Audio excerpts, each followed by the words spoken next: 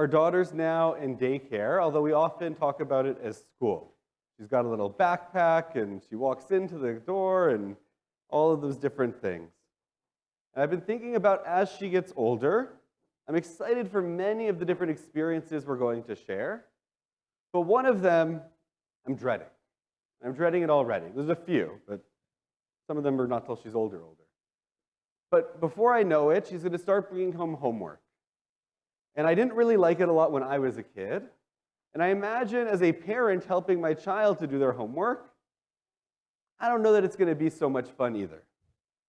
And one of the things that I hated about homework, particularly one teacher I had, who really focused not on the answers that we gave at the end of the problem, the geometry teacher in high school, but he really cared about how we got the answer.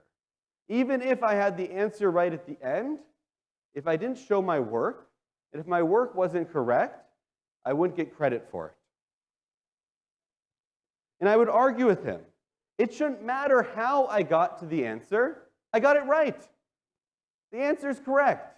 Even if I got there in my own way, I invented new math, it's still right. And he would acknowledge that I got the answer right, and then still mark the question wrong. And he'd reply the same way each time. It was the same fight over and over. He didn't care if the answer was correct. He cared if the process was. And he would reply with the old expression, a stop clock is right twice a day. And at the time, I didn't really understand why it mattered how we got to the answer. I was right. But I'm starting to get it. And the lesson he was teaching me then is an important lesson.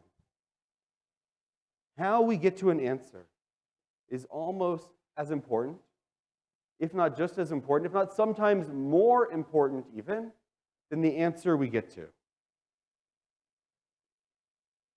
One of the things I noticed when I first came to Toronto almost 6 years ago was that the conservative Jewish community here was almost at a time capsule, preserved from a little bit earlier than things were in Los Angeles and in other parts of North America. And there were lots of really nice things about it. Participation and attendance were higher. People were active and engaged. But one of the things that bothered me a bit was that a lot of synagogues here were not egalitarian. Some were, and others in the last few years have changed. As much has changed in the conservative Jewish community in our city. But the synagogues that were not egalitarian, they wouldn't count minyan in the minyan, and the required quorum of 10 for a prayer service, 10 Jewish adults. They would not allow women to lead certain parts of the service. Some synagogues, before they became fully egalitarian, would allow women to participate in the Torah service, a partial step towards equality. And other synagogues held firm that any ritual role women could not lead, could not participate in. And one by one that has changed over the years, a few synagogues before I arrived, some synagogues since in the last few years, and many of the conservative synagogues, if not most of them, in Toronto are now fully egalitarian. Rabbis who long said it was prohibited by Jewish law, some of them retired. Others discovered new ways to interpret halakha and to permit this change. And I'm not saying that one can't change their opinion on an issue. I've changed my opinion many times. As I continue to grow and learn, my own understanding, my own interpretation of halakha continues to grow and change as well. What I'm saying is it's not just the answer that you get to that matters. It's how we get there. As I've traveled in different cities across North America and met people from various synagogues, I'm always fascinated about how the change in egalitarianism came to be. For some synagogues, it was 20, 30 years ago. Others, it was 3, 4, 5 years ago. But one of the things I hear more and more is a very common story for many of these synagogues. There was a group of women that wanted to participate and take on more roles and that were pushing for egalitarianism for a number of years before anything changed. There was a vocal minority that spoke out in some places for decades before change happened. When did change really happen? The story I hear most often from synagogues is about their minyan.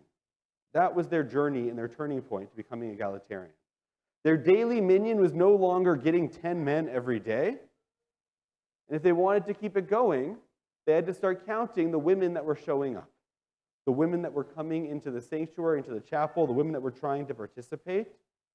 They couldn't say to people anymore, we don't have enough to say Kaddish for mourners, or to take out the Torah, or to do the Baruch Hu, a repetition of the Amidah, because they were looking at 15, 20 people in the room, even if only 7 or 8 of them were men. And so by showing up, and the men not showing up, synagogues, some of them started to really take the process of egalitarianism more seriously. For many synagogues, it was to sustain their minyan, their service. It was easier to get 10 people of any gender into a room than it was to get 10 men specifically. It was out of necessity, out of convenience. And the problem with that is, even though the answer is correct, egalitarianism is the right move, I think. I certainly believe that. The process to getting there was wrong. The work that was done. Many synagogues did it out of necessity rather than a belief in the ideals, the value of egalitarianism, a belief in the ideal and value of equality between men and women. And for many synagogues that say they're egalitarian or even fully egalitarian, what they really mean is they count women in minyan, and that women can lead various ritual roles. But often, if you look a little bit deeper, there are ritual roles that are still cut off. For example, the Kohen and the Levi Aliyah, or a Bat Kohen, a daughter of a Kohen, participating in Duchening, the special blessing, the priestly blessing on holidays. There are many synagogues where the rabbis still won't permit women to be witnesses for ketubot. Different requirements synagogues have for their bar and bat mitzvah candidates. Even when it came to the rituals when we welcome a child into the world, there's a tradition in some liberal Jewish communities for a baby naming for a girl, where people have noticed that people fly across the country, certainly pre-COVID, for a brit milah, for a circumcision for a boy, but won't make the same travel arrangements and take the time out of their schedule the same way they would for a baby naming for a girl. So there are some communities where the practice is, on the 8th day, no matter who it is, if it's a boy or a girl, that's when the simcha is held. That's when the celebration is held. And they don't tell people. It's just baby blank.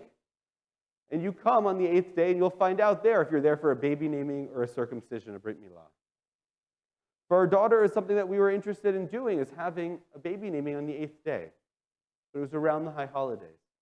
And not a single caterer was able to work with us because of the necessity and the work and everything else that was going on with the holidays. And yet, they all acknowledged that if it was a boy that had been born, if we were doing a brit milah, it had to be on the 8th day, and they would make it work. But for our daughter, it was impossible. There was no way they could accommodate making food for another group. The issue we need to think about in the Jewish community is how we got here. Not, are we egalitarian, but what does that really mean? There are some things that are forbidden in our tradition in halakha for different reasons to women. It depends on the ritual, it depends on the act, it depends on what it is we're talking about when it comes to egalitarianism to explain why women are excluded traditionally. So one of the reasons women can't be witnesses is that they're more easy to coerce, the tradition tells us. They're either part of their father's home or later their husband's home. They rely on them for their financial support, for their livelihood. It'd be a lot easier to force them to say something, to force them to misrepresent the truth, than it would be for a man who is independent. The circumstances, I don't think, apply anymore today. Certainly not. We live in a world where women are heads of state. Women are CEOs, women are doctors and lawyers and judges. Women have all sorts of various leadership positions of authority. To say that inherently it's easier to coerce a woman than a man is to miss what egalitarianism is. Yet many egalitarian communities still do that because they didn't do the work right in the process of getting there. Other things women are exempt from are time-bound mitzvot. How can they be expected to stop 3 times a day to pray? Shacharit, Mincha, Mariv, morning, afternoon, and evening. They have other responsibilities, other things that they need to do, right? There are babies to take care of, there are houses to clean, food to prepare. That's not the world we live in anymore. To say that women are automatically exempt from all of these mitzvot differently than men are, because they have responsibilities around the home, misses again the world that we live in, where many women have full-time jobs and careers. There are even situations where men are stay-at-home dads now. The pipe dream of mine. Not to do that stuff, stay at home, retirement. But there are communities and many men who are stay-at-home fathers. And so the question then is, if our halakha, our law, and our approach to it is really egalitarian, then shouldn't those men who are stay-at-home dads be exempt from all of these time-bound positive mitzvot? There are communities that think this way because of the process they took to become egalitarian. In other areas of Jewish law and ritual, were closed off to women simply because of what society viewed them as. Less. They don't have to be redeemed. Why? Because a woman couldn't serve in the temple. So you redeem your firstborn son, but if you have a firstborn daughter, she is not redeemed because the temple doesn't want her for service. She's not fit to serve in it. Other things are forbidden in our tradition because of a term I love, kavod hatzibor, mipnei kavod hatzibor, because of the honor to the community, the congregation. In the traditional law codes, they actually acknowledge a woman is fully allowed to read Torah. A woman is fully allowed to read Megillah and these other major ritual roles. And that men can be fulfilled in hearing a woman read Megillah or hearing a woman read the Torah. So why then can't women traditionally read from the Torah or read Megillah?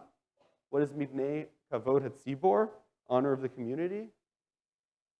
It would imply that there weren't any men in the community smart enough to read the Torah portion or to read the Megillah. So it would bring disrespect. And that's why women for centuries were forbidden from doing these acts. Again, it misses the world we live in, where women are heads of state, CEOs, women have all sorts of leadership positions, where we embrace in every other aspect of our life a true sense of egalitarianism and equality between the sexes. But religious institutions is where that discrimination still holds up. It's quite the opposite today. If we were to publicly say that was the reason women were excluded from various ritual roles, it wouldn't be honoring the community. To the outside world, it'd be a shanda. It would bring disrespect and disservice to our community if people knew that was the reason. And so what is the reason I'm talking about all of this? Because many of our communities are egalitarian now. Most conservative institutions around North America and the world are fully egalitarian. So why do I think it's still an issue? Because we got the answer correct, but the process of how we got there. As we look to engage the next generation, as we look to engage them and involve them in synagogue life, in communal Jewish spaces and institutions, we complain, why don't they want to participate? Why don't they want to be a part of this? Some will say, because we don't reflect their values. And the response is, what are you talking about? We're egalitarian, we're equal, we're welcoming, we're open. But the truth is, we got the answer right, but we didn't do the process. Our communities, far more often than not, don't really reflect these values throughout. They reflect them in policies, they reflect them in procedures, but not in the process and the thinking behind how we got there. And the process is just as important as the answer. The lesson I learned from my teacher when it came to my homework, it's a lesson we learn over and over in the Torah. We're actually about to hear that message in a couple of weeks very loud and clear. Today in Vayikra, we read about the details and the specifics, the process of each of the sacrifices that would occur in the Mishkan, the tabernacle. And in a couple of weeks, we'll see Aaron's sons run up out of excitement and skip the process and go right to the end and offer a sacrifice. Their punishment is far too great. They are lost to the community in doing so. Because the process matters. It's not just the end result. As I look around and think about the future of the Jewish world, as I think about the future of liberal Jewish institutions, particularly conservative synagogues and institutions, I have hope. I don't think it's too late to really reflect the values and ideals that we claim to hold, to do the work that it takes to follow that process, to show our work, to not just have policies implemented at the end, but to really think about what it means to be egalitarian, to think about what it means to raise young Jewish men and young Jewish women in the true spirit of equality, both in ritual roles and in every role when it comes to leadership and participation in the synagogue and in the Jewish world. Equality both as witnesses of obligation, of what we expect from them when they come up for a bar or bat mitzvah. It's not too late to have those conversations. It's not too late to do that work and to get to the right answer the right way. To offer the next generation a Judaism that is engaging, because it's not only linked to the past, but it speaks to the values of today. It speaks to building the future we want to see tomorrow. A Judaism that doesn't follow behind the times and society we live in, but a tradition that speaks outward into the world as our prophets once did, that is a light to the nations of how to live, leading the charge for equality and egalitarianism. Shabbat Shalom.